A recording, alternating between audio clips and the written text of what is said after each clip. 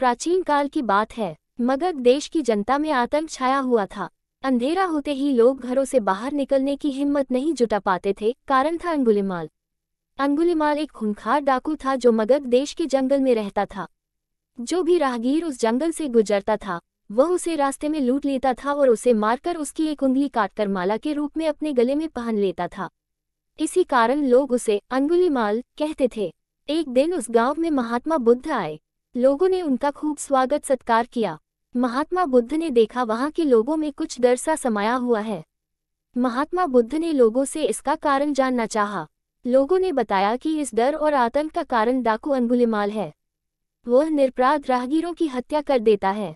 महात्मा बुद्ध ने मन में निश्चय किया कि उस डाकू से अवश्य मिलना चाहिए।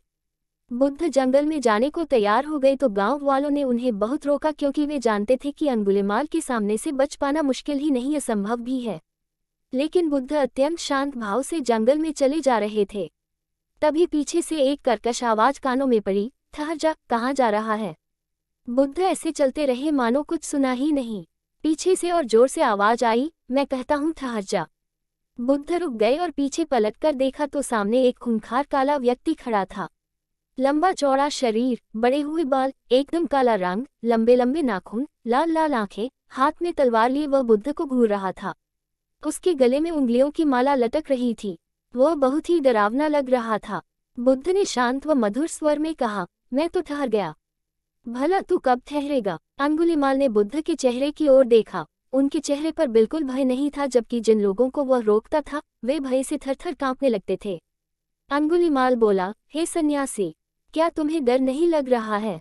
देखो, मैंने कितने लोगों को मारकर उनकी उंगलियों की माला पहन रखी है। बुद्ध बोले, तुझसे क्या डरना। डरना है तो उससे डरो जो सचमुच ताकतवर है।